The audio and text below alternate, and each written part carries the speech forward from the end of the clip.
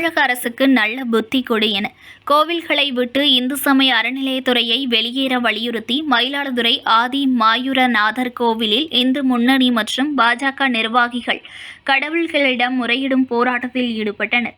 இந்து கோவில்களை விட்டு இந்து சமய அறநிலையத்துறை வெளியேற வலியுறுத்தி மயிலாடுதுறையில் கிட்டப்பா அங்காடி பகுதியில் இந்து முன்னணி சார்பில் இன்று கண்டன ஆர்ப்பாட்டம் நடத்துவதாக அறிவித்திருந்தனர். தமிழ்நாட்டில் அறநிலையத்துறை கட்டுப்பாட்டில் உள்ள ஏராளமான கோவில்கள் சிதலம் அடைந்த நிலையில் உள்ளது.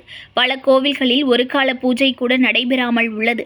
தரிசன கட்டணம், அர்ச்சனை கட்டணம், நேர்த்திக்கடன் கட்டணம் உள்ளிட்ட பல்வேறு பெயர்களில் கட்டண கொள்ளை அடிக்கப்படுவது, மாற்று மதத்தினர் புனித யாத்திரை செல்ல மானியம் வழங்கும் தமிழக அரசு, இந்து கோவில் திருவிழாக்களுக்கு கூடுதல் கட்டணத்துடன் அரசு பேருந்துகளை இயக்குவது, இந்து கோவில்களில் இருந்து வரும் வருமானத்தை மாற்று மதத்தினர் வழிபாட்டு தலங்களுக்கு செலவிடுவது, அரசு நிலத்தில் உள்ள கோவில்களை இடிப்பது, கோவில்களில் திருடு போன விக்கிரங்களை மீட்க நடவடிக்கை எடுக்காதது, கோவில்களில் கும்பாபிஷேகம் நடத்தவே லஞ்சம் கொடுக்க வேண்டியுள்ளது உள்ளிட்ட பல்வேறு குற்றச்சாட்டுகளை முன்வைத்து கோவில்களில் இருந்து இந்து சமய அறநிலையத்துறை வெளியேற்ற கோரி ஆர்ப்பாட்டம் நடத்த இருந்தனர்.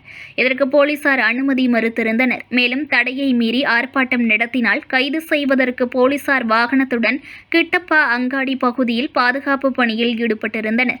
இதையடுத்து இந்து முன்னணி மாவட்ட தலைவர் சரண்ராஜ், பாஜக மாவட்ட பொதுச் செயலாளர் நாஞ்சில் பாலு ஆகியோர் தலைமையில் போராட்டத்தில் ஈடுபடுவதற்காக திரண்டிருந்த இந்து முன்னணி மற்றும் பாஜக நிர்வாகிகள் 40க்கும் மேற்பட்டோர் மயிலாடுதுறை ஆதி மாயூரநாதர் கோவிலுக்கு சென்று அங்கு இறைவனிடம் முறையிடும் போராட்டத்தை நடத்தினர்.